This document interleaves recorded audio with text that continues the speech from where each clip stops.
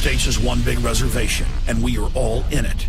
So says Russell Means, the legendary Oglala Sioux actor, writer, and activist. He captured national attention when he led the 71-day armed takeover of the sacred grounds of Wounded Knee. Our crew traveled to the Pine Ridge Indian Reservation to talk about the collapsing economy, U.S.-sponsored genocide, and why the American Indian has the lowest life expectancy in the Western Hemisphere.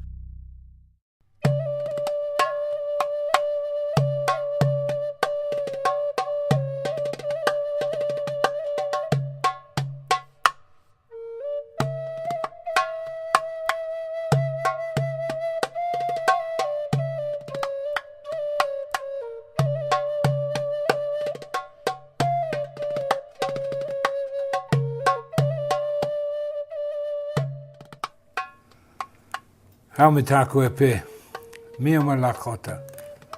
Hello, my relatives. What I have to say about myself is that I've been to prison, I've been a thief, I've been a doper, a dope dealer,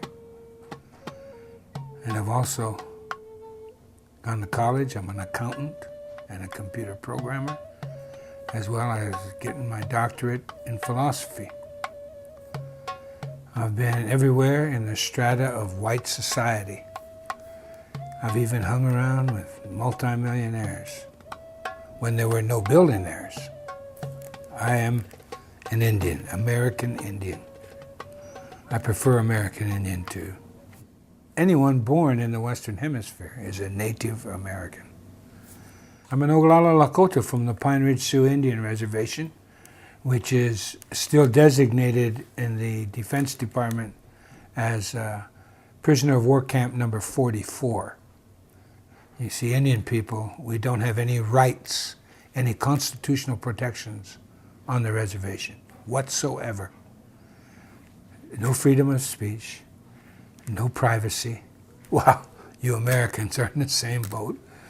As far as being an American Indian and a Lakotah, I also belong to the Republic of Lakotah because a significant portion of my people withdrew from the treaties we made with the federal government.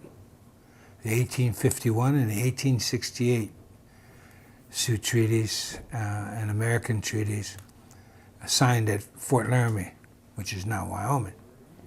But that's in the Republic of Lakotah. So when we withdrew from the treaties because of gross violations, according to the laws that the United States of America is signatory to, and we have a strategy for attaining our complete independence and a return for our land. I've written an autobiography, Russell Means, Where White Men Fear to Tread is the title. It's a very thick book, 550 pages, but I'm very proud. I've had 17 printings in 16 years. So people are interested in who we are. And it's actually a comprehensive history based on my family of our existence in the 20th century and the deprivations we went through and the trials and tribulations. And so if you really want to find out about us, read my book, and then you can go to research any place you want to. But you see, the sad thing in America is that we don't exist in the 20th century. You have to specialize in Indian education of some sort, anthropology, history, and then go and dig in the archives of wherever in order to find out anything about us in the 20th century. So there you have it. You know, the American people, for too long, have been an irresponsible, free people. And even generation to generation, as they've become less free, they don't recognize it. They have lost the ability of critical thought. In order to regain critical thought, all you have to do is read your Constitution and then look at the laws that govern you, especially from the federal perspective. It's unconscionable to allow your freedoms to be taken away decade after decade after decade, year after year.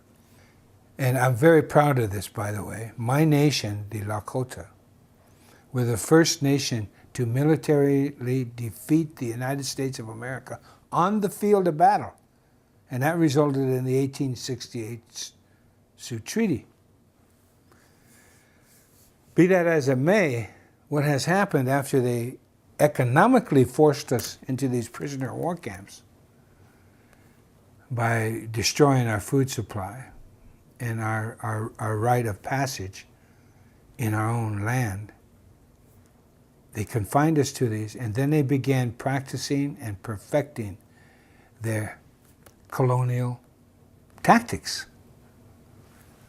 What has happened is now America, because of the irresponsibility of your forebears and the irresponsibility of yourselves, you are now on one huge Indian reservation. All policies were bred and born and birthed on an Indian reservation, and then exported to the world, and now comes back on the backs of the American people. You have a near perfect document. In the words of Benjamin Franklin in 1744, to a collection of colonists discussing freedom, he said to them, and I quote, "If a nation to the north can form a near perfect union that has endured for centuries, why cannot we form a more perfect union?" Unquote. So they're talking about the Iroquois Confederacy, and that's where the Constitution comes from. Because in 1988, on the eve of the 200-year anniversary of the Constitution, it was a unanimous thank you by the Congress of the United States. They sent in writing to the Six Nations Iroquois Confederacy, thanking them for their input into the Constitution and the formation of the United States of America. So you see, the Constitution is Indian law, and that's why I love it.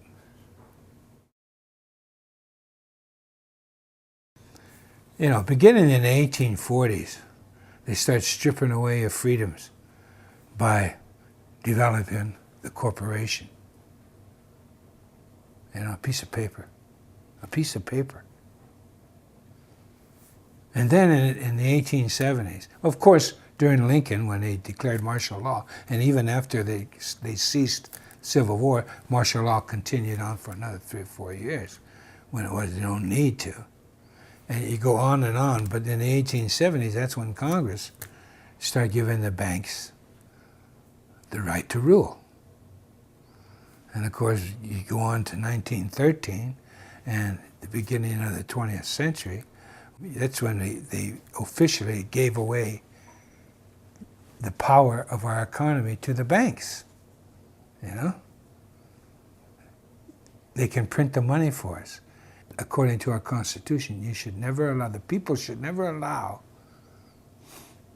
their money to be printed by someone else. Hello? So the history of the Indian and the history of the American have now come full circle, and were intertwined in the dictatorial policies of those that control the monetary system of America. And they have done such a bad job of it that they're destroying themselves. It's ludicrous at best. What has happened in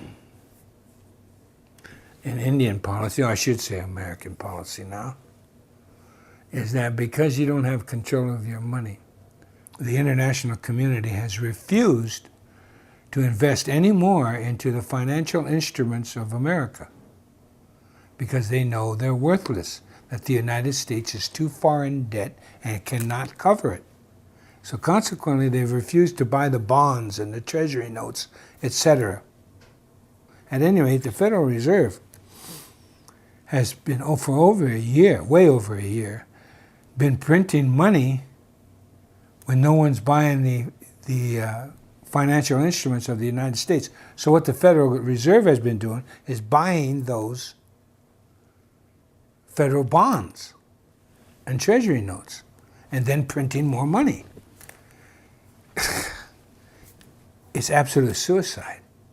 And it's been proven from empire to empire that when you allow your human right, your individual rights to be usurped, that's when empire grows and could care less. I was growing up when this country, they started emptying this country. Around the 50s, the unions had become so powerful, they were about to form their own political party. They had shown during World War II how powerful they were in the vote for the presidency and the Congress.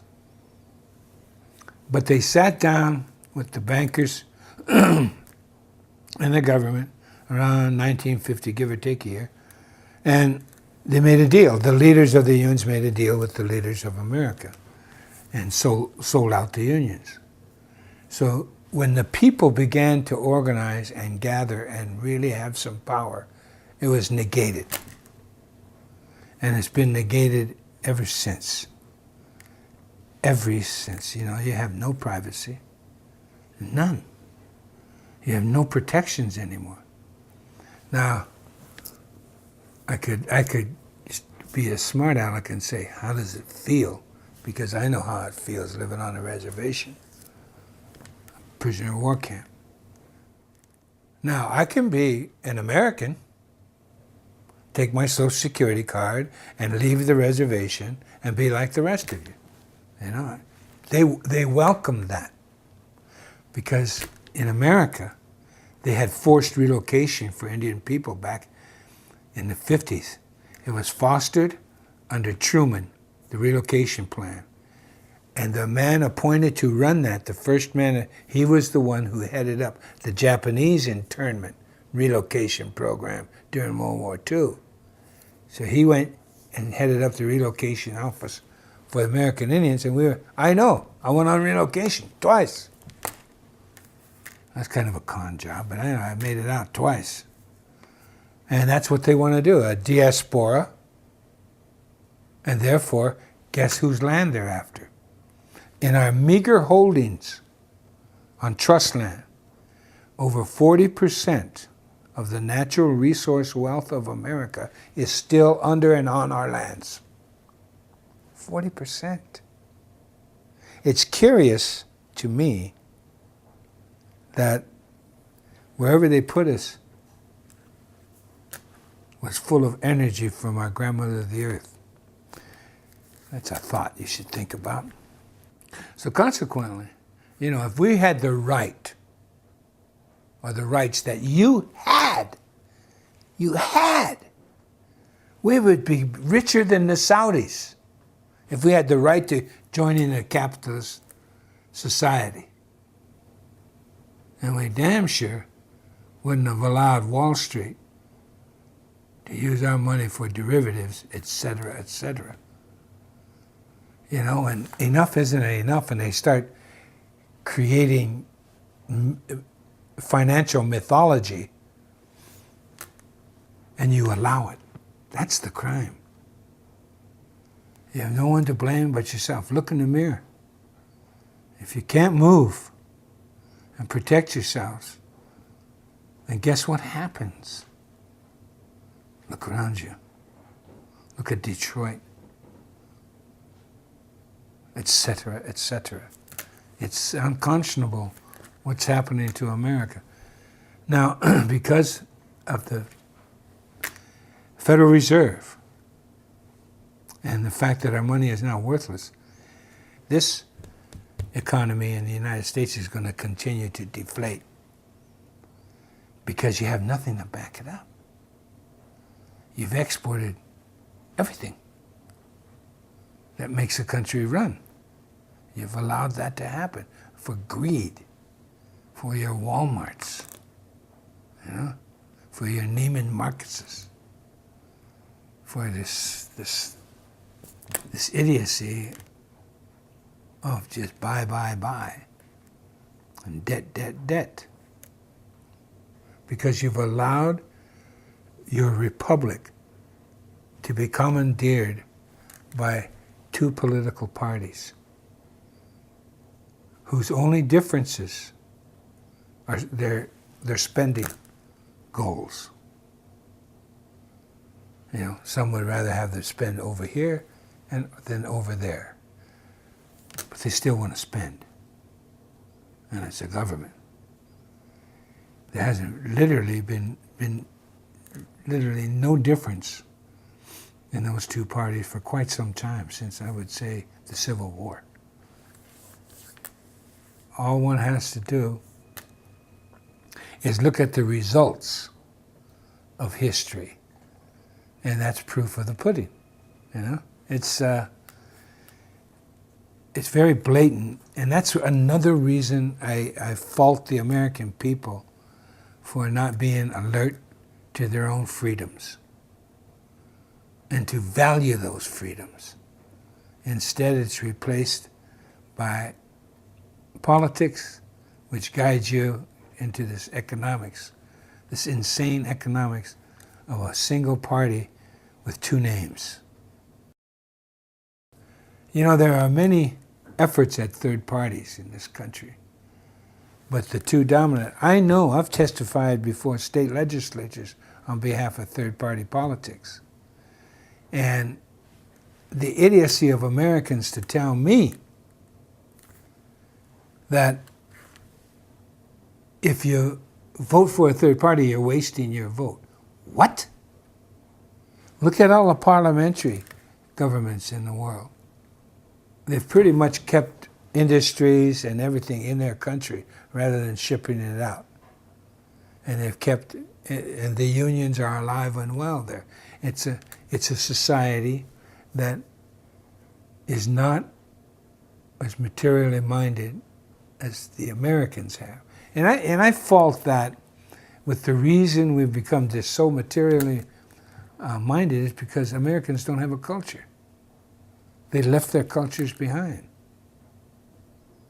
And you see, culture is about values. Anyone says any different is a Democrat or a Republican. At any rate, culture, I find, is the necessary backbone for value. And if you have value, you have culture. I visited most of the countries in Europe, and they still had ironworks. They still had clothing industry, made their own shoes, et cetera, and they still do. They also have such a culture as they know how to live in cities. In America, we don't know how to live in cities. Getting back to the local. If we had local industries, then families wouldn't be broken up. In the Americas, I think of only one city that comes close to Europe, and that would be Toronto. You know, when I went to Europe for the first time, I was at the World Council of Churches, and it was a breath of fresh air. All these white Europeans were sitting around me, and just their conversations was refreshing. And I got a different look at what white people are all about. And it seemed to me immediately that these Europeans were a lot more responsible than Americans. It was immediate. Here's what it comes down to, mob rule. 50% plus one, and then the rest, the 49.9% left that disagree, have to follow the 50 plus 1%. It's idiotic. That is not freedom or an expression thereof. Look at the parliamentary, again I mentioned. The smallest party if it organizes right, can be heard. And they go to the capitals of Europe, and your voice is heard, and they build coalitions with it, and all of that kind of stuff. But the point being is your voice is heard. And they're not letting the Federal Reserve print their money.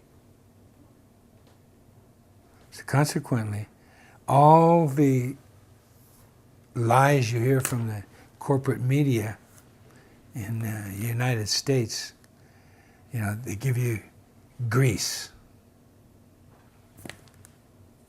And yet, England is far worse off than Greece. But they don't say anything. In America, I think in the think tank that I belong to, America is ranked the third or fourth worst off country in the world, economically. Your leaders have forgotten all about you, so welcome to the reservation. Since patriarchy reared its ugly head a little over 6,000 years ago, everything that is structured in the patriarchal world is a pyramid. Everything.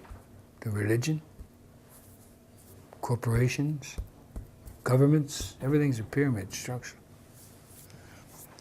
In order to get some sanity back into the world, you have to very simply go local.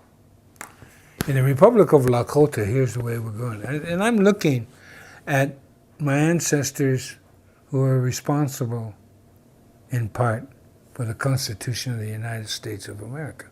Why not go to the source? So I look at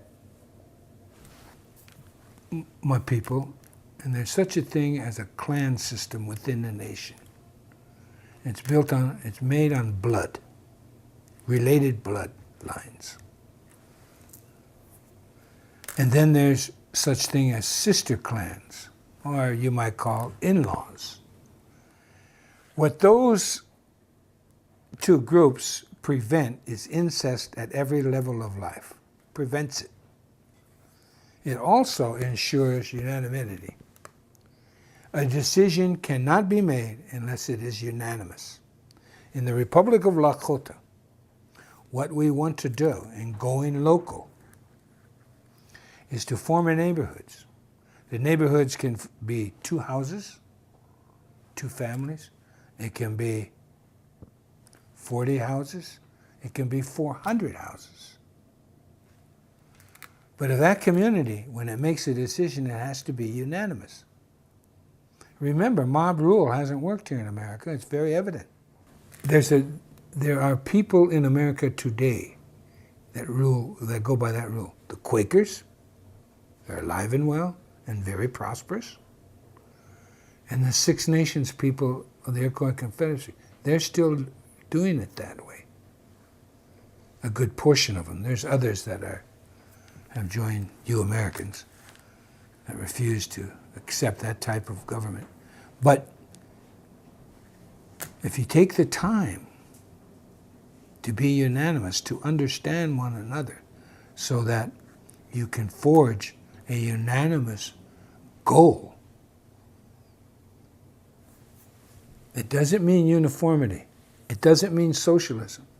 What it means is you agree to the end result, and you build the ladder needed for that end result. And you do it with patience. Patience is golden, people have said. And that's our simple way. So if you have a neighborhood that just 2 houses get along, that's fine. If you have a neighborhood with 20 houses that get along, that's fine. It doesn't matter the size.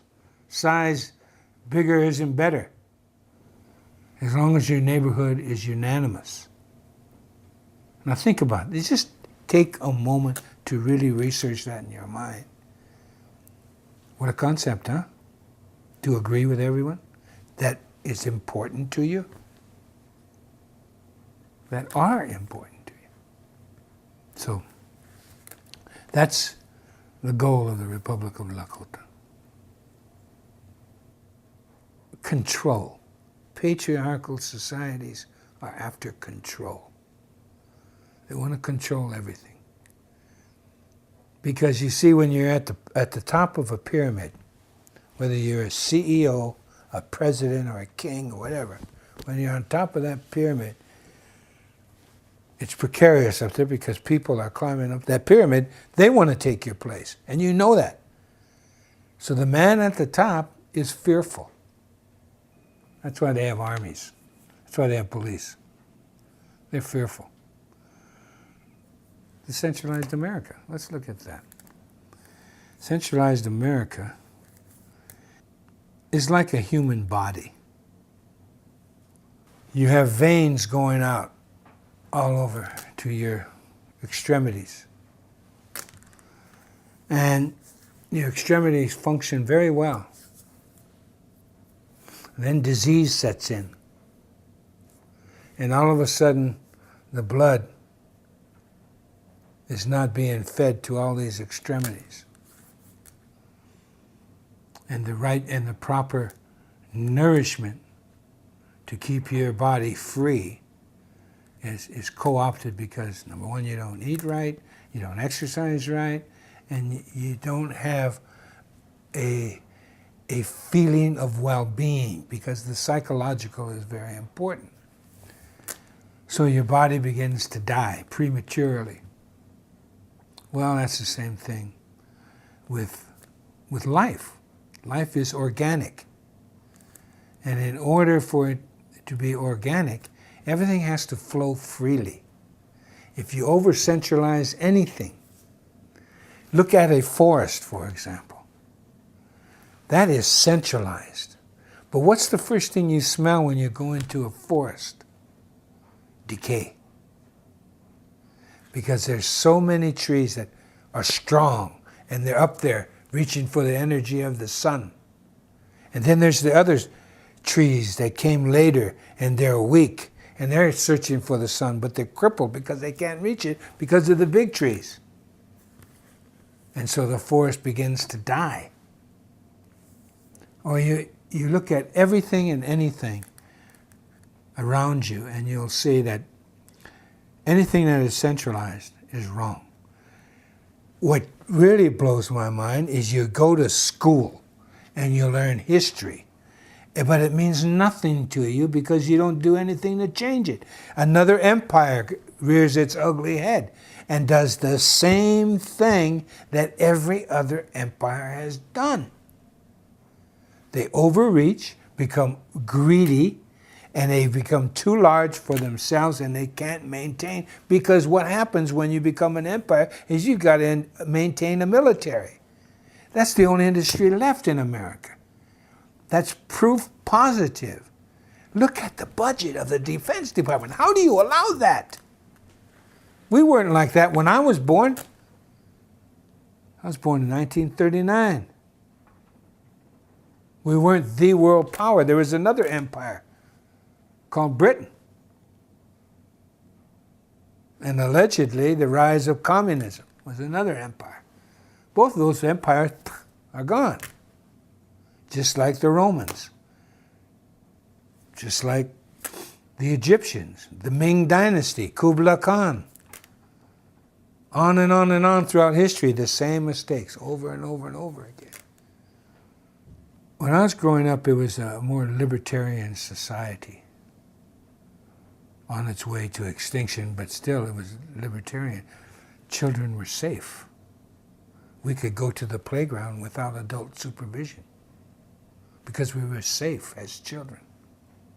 We didn't have to get permission from the school board and get a play date with adult supervision. Now children cannot grow up, except in very rural America, without adult supervision. So if you're going to go local, you have to start with your family. I have a friend who has a son. I have a son the same age. I was visiting in California, and they wanted to go to ride the Ferris wheel at Santa Monica Wharf, and it was just a little ways away, about a half a mile. And I said, "Go ahead, son." And my friend almost had a fit because his son was going to go alone with my son to go to a wharf. That's fear. A society of fear. Think about it. A society that's upside down, banning smoking in public places in a city, yet they allow the cars to drive back and forth. What kind of logic is that? It's insane to live in America now. And America is emptying out. I have friends, and I have friends of friends who are upper middle class, and they're moving to Central America. A lot of them have moved. Some have moved to New Zealand, some have moved to Australia. But most of that I know have gone down to Costa Rica and Panama. They see the handwriting on the wall for America. And it isn't good because to wrest control of the monetary system from the Federal Reserve will take, I'm sorry to say, a revolution. And America has been through it before a couple times. So, and 3 times actually, if you count the union movement, because they revolutionized the people. And whether you like unions or not, there was a time in America when the people, through unions, made their political mark on the ways of America. For instance, the union movement was responsible for the GI Bill, the greatest affirmative action program for white people in the history of America. It's information deprivation. That's what they're giving us, with the federal school system, No Child Left Behind, and all of that, the dumbing down of America. That's Indian policy. That was born on a reservation in the boarding schools, man.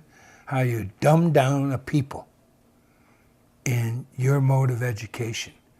See, I'll give you an example of America as I was growing up. Again, more values here. With local control, you have more honesty. That's just a rule. Think about it. Local control engenders honesty. When I was growing up, I went through a school system in Northern California, and all of California's public education was considered the finest education in America. And this is in the 1940s and the early 50s. America was considered number 1 in education in the world. So I have the benefit of coming from the best public school education system in the world. That's pretty good. Now, the United States of America is ranked 23rd. I know it's worse than it's ever been. It's ranked, in the world, you're ranked. And California is ranked 43rd in the nation in public education. Wow, what happened? What happened is you got saddled with Indian education. That's how they educated us. They dumbed you down. They're dumbing you down. So there's no value in education anymore. It's Indian education. And that's why I call America the largest reservation in the world. 24% of America, of people who are able to work, are unemployed. That's 24%. And that's being kind with that statistic. That's being kind. I grew up in America when there was no homeless.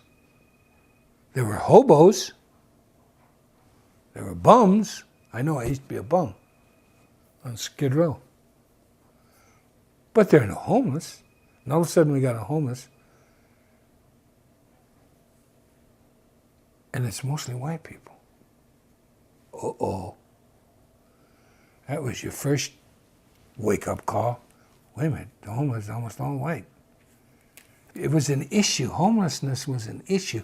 The value of America that I grew up there, they had values for a while because everything was local.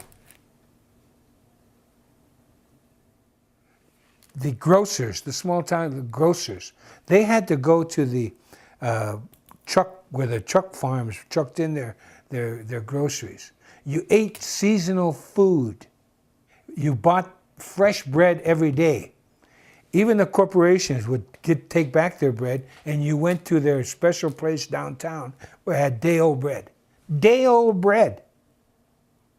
Now there's so many preservatives in the bread, it stays on the shelves of Walmart until it rots, or until it's bought. The point is, local control of economics is the only way the human being can live adequately. Because, as I said, it engenders honesty. It engenders communication, which brings about honesty. And that's the kind of America I grew up in.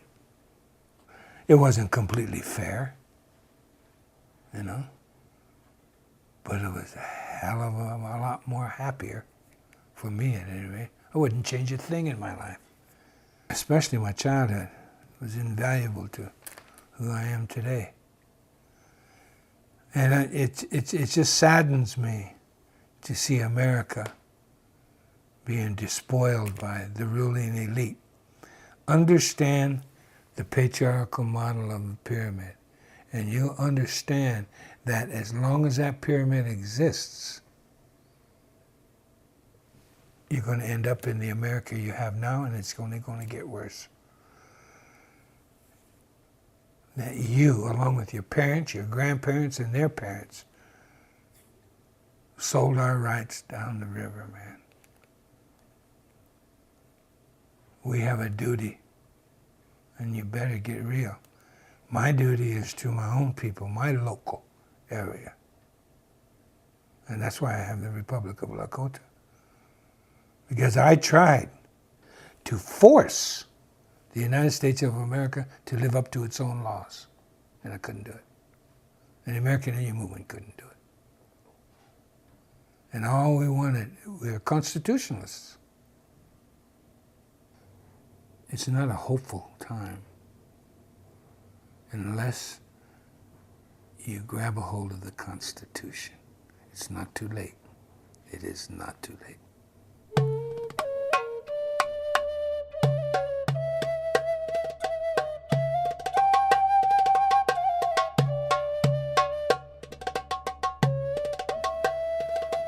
Well, here at Wounded Knee on the Pine Ridge Indian Reservation, also known as Prisoner of War Camp 44. And here's the mass grave of the people who were massacred here at Wounded Knee in 1890. The massacre, of course, is well known among all American Indian people, especially of the United States of America, as the signature event of Indian history with the government of the United States. Chief Bigfoot and his people who came here unarmed, running for safety from the military, but they were stopped by the 7th Cavalry. The day before Christmas, they were brought down here. They were brought in from over those hills there, and they were camped along. This was a creek then. It's all dried up now, but they put a Hotchkiss gun up there on that hill. You know, the Hotchkiss guns fired rounds about like a 50 caliber. They put them up on the hills over there and up over here. See, then there were no trees, just brush. And they put a Hotchkiss gun right here.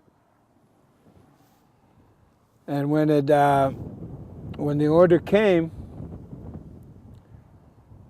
they massacred men, women, and children. Over 300.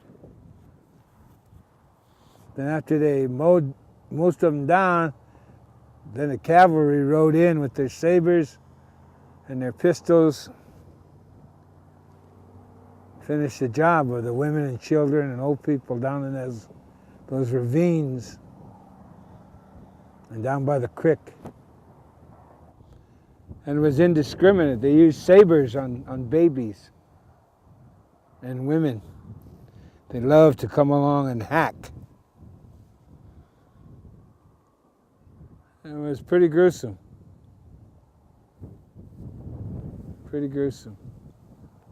Of course, we got the eyewitness stories in detail from the survivors.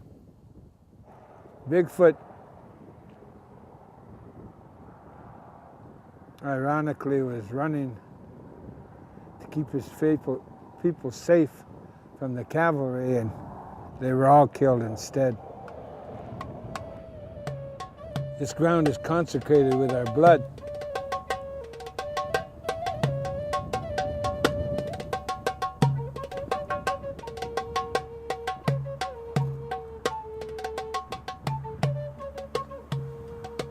Back in the 1800s, our first contact with whites were French fur trappers and traders. And then a few Scotsmen came in and others, and established trading posts in different areas of our country. That was okay. We got along with everybody. There's room. This is a vast land. There's room for everyone, we thought. And then, to short circuit that, we met government officials prior to our war. But then they found gold in Montana. So the shortcut was right across our land. Well, we didn't mind. People were passing through. Good, There was only one instance of an Indian attack on a wagon train. And all they did was run off the oxen. And what happened was that wagon train was approached by these Indian people. I think they're Pawnees. And they asked for two oxen. And they were chased off with guns and insulted. And so the Pawnees said, all right, you wouldn't pay the toll. We're going to take all your oxen. And they did. That's the only recorded instance of any confrontation between Indians and wagon trains. But the mythology says otherwise. But then the Army, at the insistence of itself, started building forts along what was called the Bozeman Trail. That was the trail to the gold fields. Well, that was going too far. That was contrary to what the United States of America had already promised, and it was contrary to, it disturbed our land. And they didn't have ownership. So we went to war, and we won. The result was the 1868 Fort Laramie Treaty, and the United States agreed to all our demands, every one of them, and left. They got as far as Chicago, and then they changed some of the treaty. They kind of took about 1/3 of our land away. All of what was in now the state of Nebraska. They cut that because Nebraska was about to become a state. So they They cut that portion off in Chicago, went on to Washington, D.C. The treaty was ratified by the Senate and proclaimed by the president, the then president. So these unruly Sioux people, these Sioux Indians, we got to do something about them. So they embarked on the war of attrition on our food source. And here's a staggering statistic that is fact, anthropological and historical fact. At the coming of the white man to the Great Plains, there were estimated approximately 60 million buffalo, a southern herd and a northern herd, that grazed the Serengeti of the North America, which is the Plains states into Canada. That whole area was a vast migration of natural animals. 60 million buffalo. 60 years later, this was at the beginning of the 1800s. 60 years later, there were 200 and some odd left. That's 1 million a year killed. That kind of devastation is unknown anywhere else in the world. And that's one of the legacies of the United States of America. And that's what got the Plains Indians to acquiesce. Not just the buffalo, but all that migration that represented a food source, a shelter factory for hides and clothing, and medicine. I mean, real medicine. All of that slaughtered. Because along with the 60 million buffalo and millions of antelope, millions of deer, millions of all types of birds in our gardens, unbeknownst to almost everybody except the experts, the anthros and the archies and the hissies, you know, the Plains Indians planted food. We had farms, we had gardens. It was that simple. It was real easy to grow things. So then we had to come into the reservations. We were starved into it. Literally starved into it. But when we came in with pride and dignity. Even though we had been logistically defeated rather than militarily defeated, we became dependent because our food source was gone on handouts from the federal government, starvation rations. And because of the demoralization of that fact, and the fact that our women were regularly raped, we still stood up.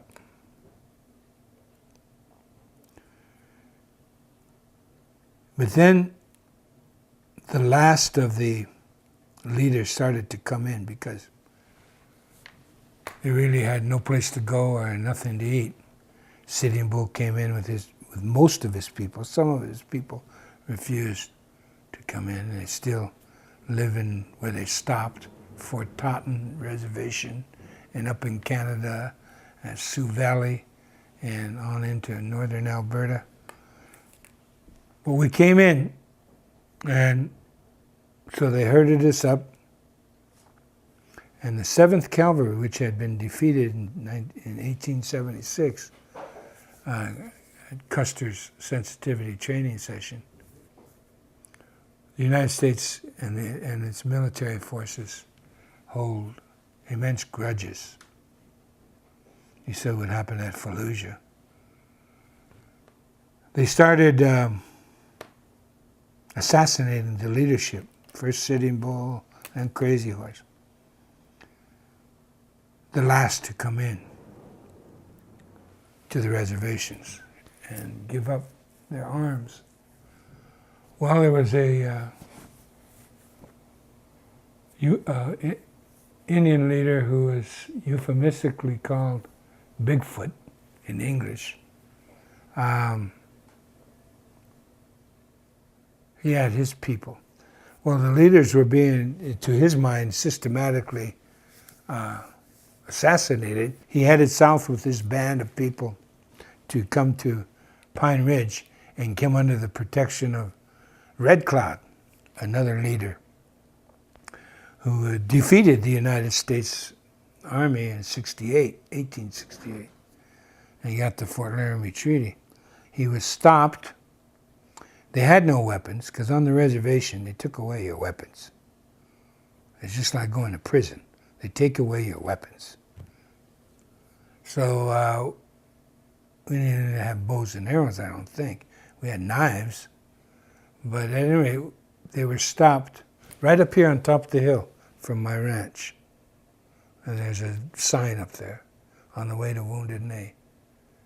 They were stopped up there, they were searched and all of that kind of stuff, disarmed of everything, and then forced to come down. This is the 7th Cavalry, who still were mad about what happened to them before, even though they deserved it, more so, in fact.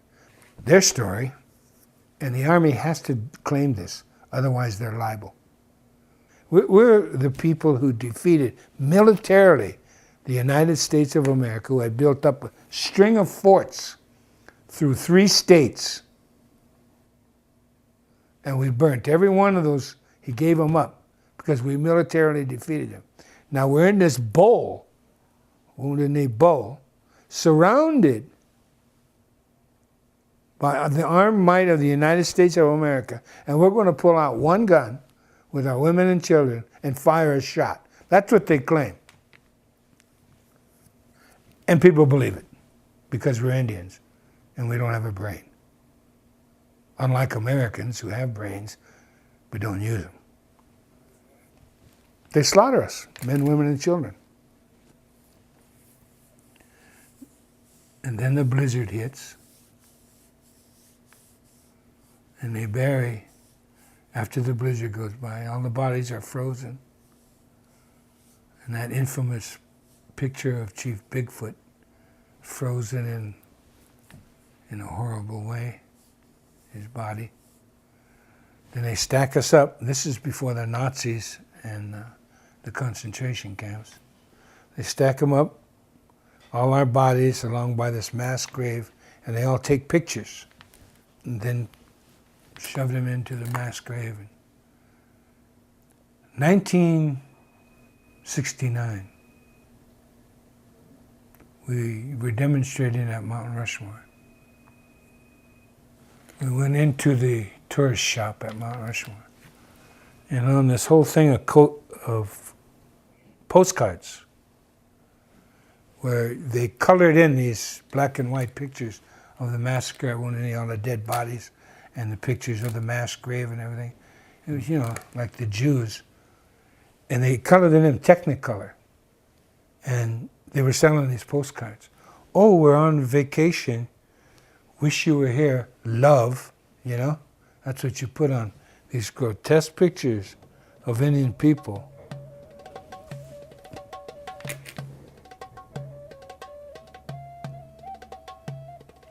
We tore up that shop and we took over Mount Rushmore. Stayed there for a year.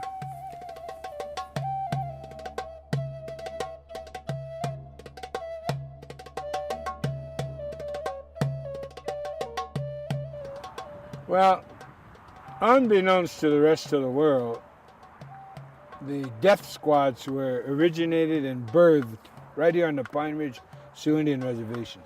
The death squads that eventually the United States exported to El Salvador and now Colombia and other Central and South American countries,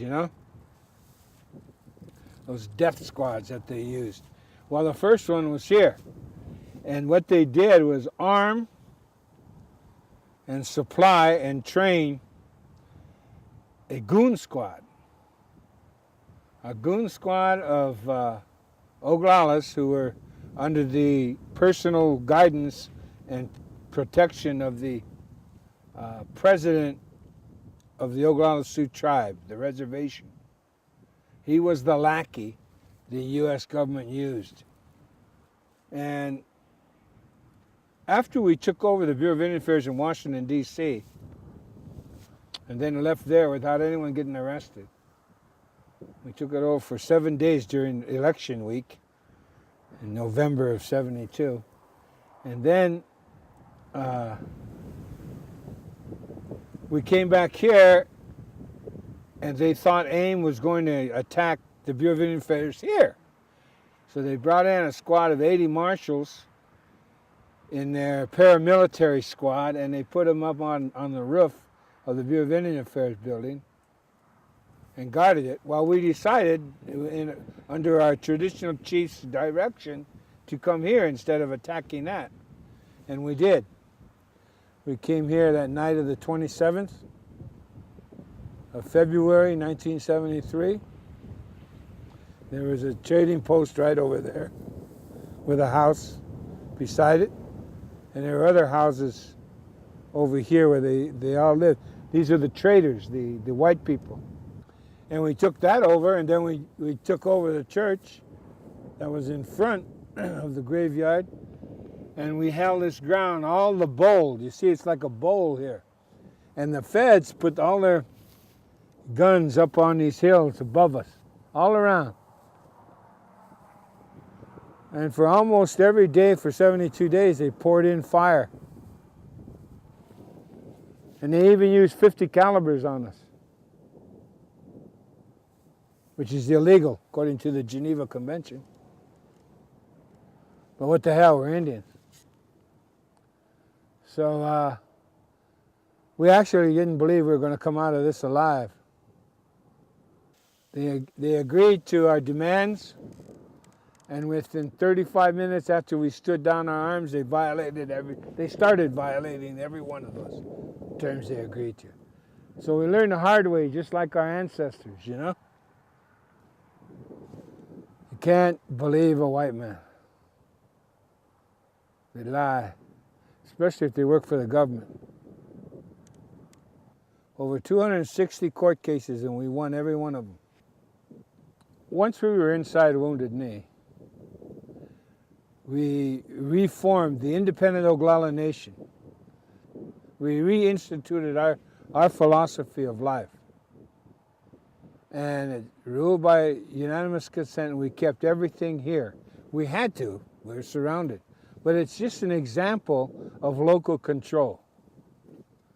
If you have local control of the economics, if you have local control of the foodstuffs, if you have local control of your travel and transportation, you have freedom. And your freedom to act as neighbors. You know, you don't need government because you have each other. It's a simple way of life, but I guess it's too profound for Americans.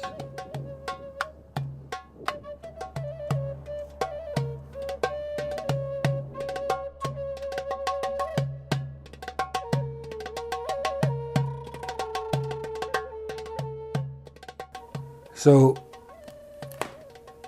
I'm reminded of where I stand constantly, even in Hollywood. You know, when you're a writer and you're going to write something, all responsible writers research it. You write a script, you're going to write about gangsters, you do some research on gangsters. You don't just make it up. And you do research on labor movements, whatever the topic, on love. Except when it comes to Indian. Script writers do no research. I know. I've confronted them. I've acted in some of their TV and movies.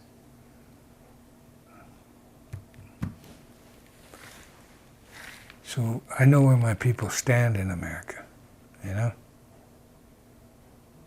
But this is my land. I love it. and it's governed by Indian law. Ironically, isn't that beautiful? That's beautiful in my eyes. So I love this land, and I'm sad to see it's my duty as a Lakotah to welcome human beings. So that's why I fight for this country. That's why I fight for the Constitution. It's because I see too many wounded knees. The Branch Davidians, it's a white man's wounded knee. You know? When Clinton, a Democrat, attacked his own people and slaughtered them. Wow. Never stops, does it? And then they're demonized. And you know what they went to prison for? Those that survived that Holocaust? Illegal possession of firearms. The reason for sterilization is that usually is visited upon tribal people. People who still lean towards matriarchy. People who are organized in a socio-economic way of life that is counter to the existing paradigm. And those are the people they pick on to sterilize. You know, at the same time in America, when in a 4-year period, they sterilized 42% of our women, American Indian women. At that same time, they sterilized 35 or 36% of the Puerto Rican women in Puerto Rico. Because there was a groundswell of liberation movement in Puerto Rico that was getting way too big. And I guess one of the methods they employed to stop that, besides prison and deprivation of your individual rights, they sterilized Puerto Rican women at the same rate, almost the same rate, during the same time period. And you know, that was never really brought forth, except by us Indians. We're the ones who found it out. But that's my answer to the fact that the dominant society is fearful, and always has been, of matriarchal indigenous groups. And those are the ones they always want to control the population. And you go around the world, the Ainu north of Japan, the original indigenous people of Japan, driven to the northern islands. The Sami people of Scandinavia, commonly referred to as Laplanders. And you just go on, the indigenous people of Africa, the massive sterilization down there, the massive slavery, my God. It all started with the Arabs, you know, when they started enslaving Africans way back when. So it's continuous attack on indigenous people the world over. You know, they talk about the whatever it is, the biofood, the pharmaceutical, all the corporations. You know, it's just one word, it's greed. They've set up a system, and the American people are the laboratory. They set up a system. What's the best way for our industry to profit? Well, we got to have sick people. They go to the scientific community in league with the government to okay all of these drugs that can kill you. What's unbelievable is they advertise these drugs as lethal, and people still buy them. Huh? That, along with the Social Security number, what are our Americans? Man, What happened to their brains? Well, I know it's the educational process is a lot large, but I think these foods, I'm convinced that an entire people that do not want to say anything about defending their rights, that don't do anything to stop the continual deprivation of their individual freedoms, it has to be also in the food and in the medicines, along with everything else, because nobody's that stupid. To see these TV commercials on supposed medicines that they tell you is lethal. Well, you know, if your liver goes bad, immediately call your doctor, whatever they say on there, you know. It's unbelievable the situation Americans have allowed themselves to be put in, and they still do nothing. They still do nothing.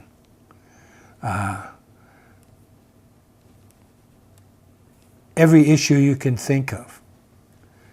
But this food thing and this drug thing, everyone knows that a McDonald's hamburger is a killer. And everybody knows all of this food is bad for you. And they even print it on the side, aspartame. All of that is on the label. And if you don't know what's good for you, what kind of person are you? Because you have children, you know, and you were a child once. But to read those labels, or not read them, but they tell you on there that there's poison in the foods, and that still nothing changes. This reservation is a perfect example. You can't talk to people on this reservation not to eat meat. They think, they've been convinced that we were a meat-eating people, which we're not. Indigenous people don't have refrigeration. You can't be a meat eater if you don't have refrigeration. I mean, it can be part of your diet, but it's damn sure not a major part. It's just mind-boggling the hold these corporations have on America through the media. You don't even have a court system to back you up anymore. There used to be the Sherman Antitrust Act. There used to be food and drug laws, all washed away by politics, by Congress. When I was growing up in America, we had one forced inoculation. Every kid had to get a smallpox inoculation. And not only did that shot hurt a lot, but it got infected, it got pussy. It's supposed to do that. And in my little mind, I thought that was wrong, just wrong. Making you all sore and pussy and infected to make you better. I couldn't wrap my little mind around that it was good for me. So having had that experience, and then finding out when I started having children, and I'm 72 winters old, and I have children that are now half a century old, and and young all the way down to 19. So I've had a series of growth through the school systems where more inoculations with each decade of my kids. And it's gotten horrible. When my last two, they were born in 85 and the next one in 91, when they were born and became school age, I didn't want them getting inoculated. And I found out they couldn't go to school unless they were inoculated. I didn't have the wherewithal at that time to homeschool, and my wife, and the mother of my children, she wouldn't homeschool them. She was in complete disagreement, along with her parents. So I acquiesced to allowing him to be. And then when my last child was born in 91, I was vehemently against him being inoculated, and I wanted to homeschool him again. And then I was at the position where I could. And again, I lost out to the in-laws. So I'm well aware of those inoculations, and what scares me about those inoculations is the fact that I think that goes in large part to the dumbing down of America. I think it does something to your brain that shuts an important valve off, one of self-worth or something. Because if you look at America, it's becoming one huge sick society. And I mean physically sick and mentally sick. And the proof in the pudding, I think, are the elections.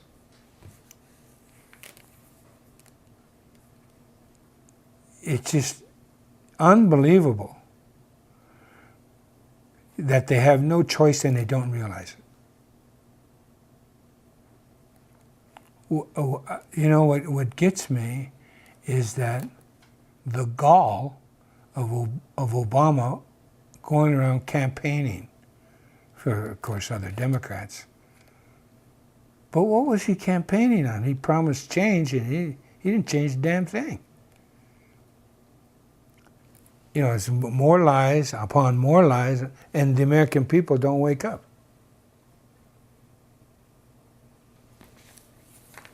It's unbelievable that after 2006, anti-war demonstrations disappeared. Well, you know, because of what the United States did with Indian people, America then became the role model subsequently for Hitler's treatment of gypsies and Jews and Poles and gays and homosexuals. And then South Africa adopted the reservation system and apartheid because of the example of the United States. This is all written history because Hitler wrote about it when he was still in Austria. So that United States of America knows how to treat the lesser human being. I forget how he put it, but the human beings that do not deserve equitable treatment. So, unfortunately for the other peoples that suffer, America was the role model for concentration camps.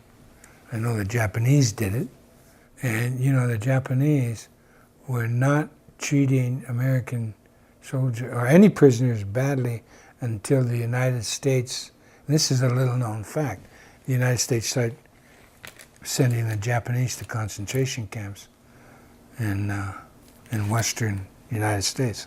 So that too is factor. It's not an unknown tactic about the scorched earth policy. I mean, that was done throughout empires. In fact, that's how you rewarded the soldiers, to keep them fighting. They got all the loot and the women that they could, you know. So Sherman's tactic in the South wasn't new, very effective. It's called terror. And so he came out west to try to employ that same thing, but he failed. And it was one of his lieutenants that called the Lakotah, my people, the finest light cavalry in the world. We were too mobile, the Plains Indian, for Sherman to be successful. The whole railroad system was dependent on a safe throughway through the plains. And the Plains Indians were, for lack of a better term, nomadic because of the Serengeti, or the plains of America, of North America. So that definitely had a part to play in the dream of the railroad barons and the industrialists of America. And also, got the imperial reach of America, because they were definitely, they needed to connect the West Coast with the East Coast in order to grab a hold on America. And of course, most of America was done illegally. You see, the Louisiana Purchase wasn't a purchase, except for the fact that what they purchased from the French was the right to negotiate with the Indians, free of any interference from France. Doctrine of discovery had already claimed that. So according to the Catholic Church and all international law, they own the Louisiana Purchase. But all they sold to the United States of America was New Orleans, and then some of Louisiana, most of that Delta. But then the rest of the Louisiana Purchase was their right to negotiate in fair and equitable treatment with the Indians of that purchase. So them claiming the Louisiana Purchase as a land grab, it was a land grab, illegal land grab. They never bought Alaska from Russia. They bought the 5 ports, trading ports. That's what the United States bought. That's why it was necessary for them, as the Alaskans got educated and said, hey, you don't own this land. So they passed the Alaskan Native Land Claim Settlement. Because it's the natives up there, the Indians, the Inupiats, and the Aleuts. So they owned Alaska. So in the 1970s, I think 72 or whenever they passed the Alaska Native Alaska, that was to finally own, the United States finally own legal title. And that's contested to Alaska. The Imperial March of America, it was Thomas Jefferson who said America should reach the entire Western Hemisphere, and failing that, at least to the Isthmus of Panama. The thing about George Orwell is that he wrote a book to be entitled 1948, and it's supposed to be factual. He immediately saw what the net result of television was going to be and become. So he wrote a book, 1948, about the massive control television would put upon the American people. Well, his publisher said, look, this book will never sell. You've got to fictionalize it and create another title. So he inverted it to 1984, and he wrote his book, as we all know, 1984. Well, television became that, and a good training ground for the subsequent generations to be to have the attention span, of a gnat. And so now you've got, it's amazing to me. Big is better, and I've watched society go from widescreen movie things to widescreen TV. Except the younger generation doesn't pay that much attention to TV anymore. They're going small. Now, it's unbelievable to me that society now watching movies on a telephone and playing games on these little devices with a small screen, when all the time in America, big is better. Wow, what a transformation. But nevertheless, it's even more so now. The largest part of the entertainment industry is video games now, and it's outpaced movies, everything, TV, and it brings you further remote. So what does the government do? It brings you in to use drones, another video game, except this is real life. killing life. I don't understand it. The fact that TV now controls whatever the form, whether it's on your little handheld device or on the big screen, it's all about fantasy world, and that's what everybody's hooked on now, is fantasy world. It's even gone beyond 1984 in its completeness. And I do believe it's like a mass hypnosis. I don't get it.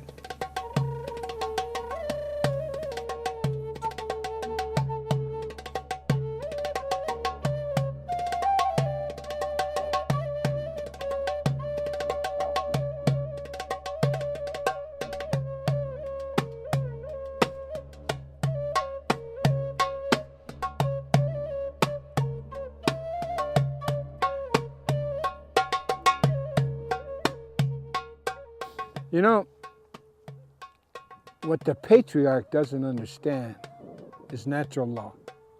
Natural law is what you go by.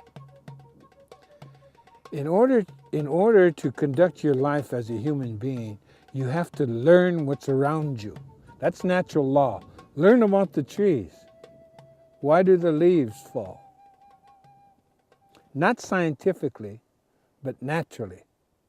What happens when they fall? Well, of course, you go down there where the leaves fall and you'll smell decay. They're decaying, but at the same time, they're fertilizing.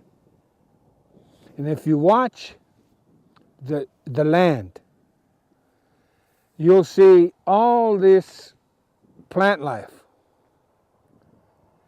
But the poison plants have no friends. Look at all the friends here.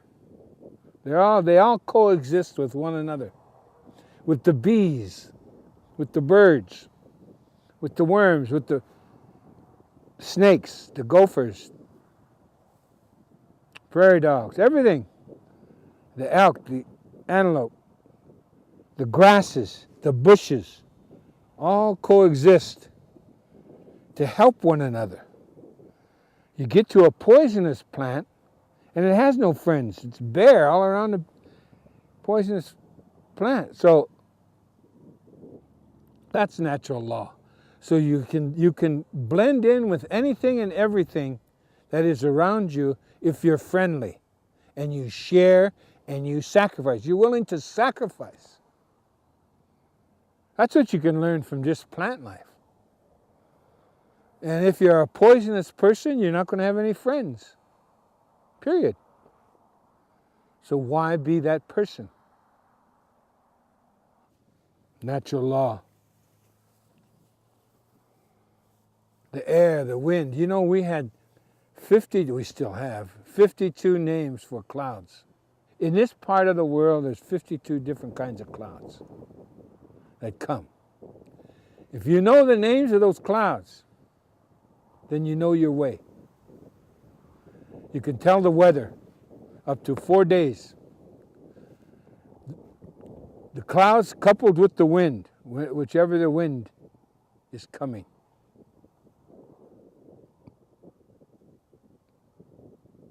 That's natural law. What also is natural law is that everything that is round is sacred.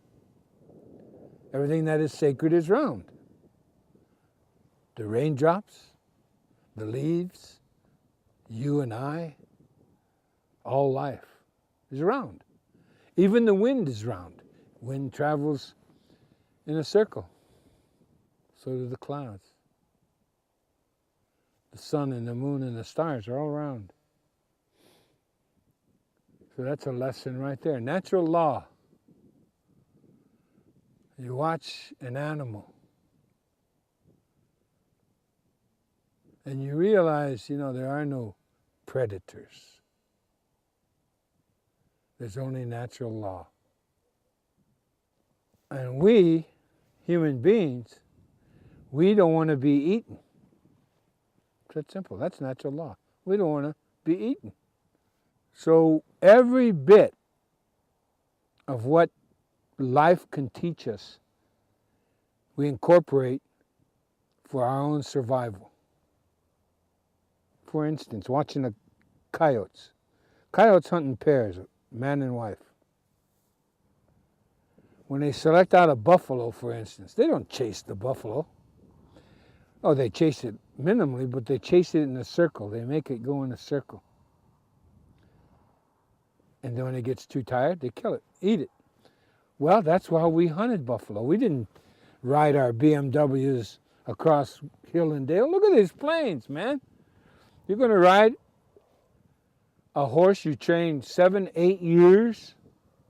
You're going to ride them over hill and dale. You don't know where a hole is or a big rock or cactus or anything. And then you chase that beast over the hill and you're camped out here and you kill it over the hill. Who's going to go get it? That's a ton of meat, man. No, you follow the coyote. And we run the buffalo in a circle, kill it, and we're all right there. And we can enjoy the meat and the hide and the fur and the tongue and the hooves and the head and the skull and the tail. Every bit means something to us, has value to us. Natural law is the 4 seasons. How do you live in the 4 seasons? Well, we built what is called a teepee, a home. It's one of the finest architectural designs of buildings in the world. In fact, it's the best because it doesn't need a foundation. The teepee poles, weight is on each other. Then you put the hide around there and you add to the weight, but the weight is on the poles, not dependent on the ground. And so it's conical shape, so when the wind comes, it immediately goes off around it, because it's round, man. So you're safe from high winds. And it also spiritually means something, the home. It's a teacher every day, because the teepee represents a woman. You know, those flaps that you call flaps, and they have the teepee poles in the flaps, and they're out like that. Well, at night, you fold in the flaps like this. See, that's how a woman takes care of you. She keeps you warm, safe. The door is very small. One, to keep out the wind, but mainly to teach you to be humble. See, you have to bend down to enter the home. So that's a little lesson right there. The teepee poles, when they're up there tied together like that, they represent the men. And when the men are tied in unity, nothing can bring them down. Nothing. Not even an earthquake. Americans have become so greedy, as we know, that they're trying to, first of all, they print money without any value. And they continue on this hocus pocus search for wealth that's based on air. And one of the ways they do it is, as we know, they use Social Security and your number to finance their debt way into the future. So that's why it's mandated that every person born in the United States of America has to have a Social Security number, you know, even before their name is registered. So, because they're going to be indebted for the future debt that this society has incurred. The United States and its various agencies, the governments even, are using people to raise money and trade. As we know from the Social Security system, that everyone born and has to have a Social Security number, or you can't get anything. In fact, your parents can even go to jail if they don't get a U.S. Social Security number. Now, with Indians, not only do we have a Social Security number for that area of indebtedness, but our reservation and all its value, including the people on it, not only are we indebted on the Social Security number bit, but we're also featuring the state attorney general of the state of South Dakota and all the other states that have Indian reservations. They trade that reservation and the value of that reservation and the value of its people, the value of its air, the value of its carbon emissions are traded on Wall Street, through Dun & Bradstreet. It's listed. This value is put into financial instruments that are packaged and repackaged, just like the real estate fiasco. So we haven't even hit on all the swindles that Wall Street is visiting upon the people of America. You're nothing but a bunch of coupons for the United States government and the people who run it. That's it. American people, you're a commodity, and you don't deserve anything else. And they're going to make sure you continue to be a commodity as long as the empire exists. As long as you allow the Constitution to be raped.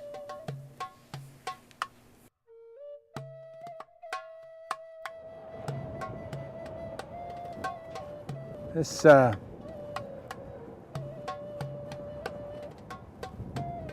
land now filled with Indians that are absolutely dependent on the government for everything. For everything. At any rate, you depend on the government, and what you'll end up with is poverty and a lot of paper.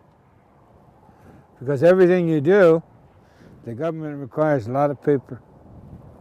You have to fill out a lot of forms. Then they have to fill out a lot of forms. And then they go up to the next level of government, they got to fill out a lot of forms. And by the time it gets to where it's supposed to go, nothing happens. We have government health here. Our life expectancy, if you don't count AIDS, is the lowest in the world. Here. We are worse off than people in Haiti. Not only physically, but of the heart, our spirit, our reason to live. No, you don't want the government taking care of you. I do not speak untruths. Our land held in trust by the federal government, so we can't get loans, so we can't get businesses. That's some more paperwork you have to apply for. Our casino, the money goes first to the Bureau of Indian Affairs, then we have to write proposals to utilize the money. It's a never-ending cycle of poverty, dependency on the government. And in order for you to get ahead, you have to be like a congressman. You have to take bribes. You have to steal money, taxpayers' money. So America is no different than this Indian reservation. You're dependent on the government now, and you're getting what you deserve. But every time you try to get away from the government, they'll kill you. Or put you in prison. Or let you become an American.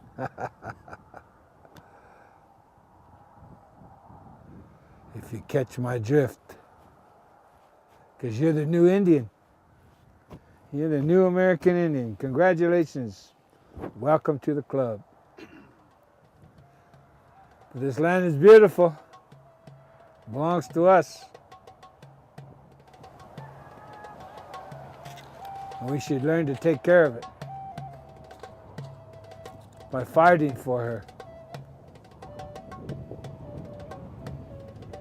She's worth it. And so are we.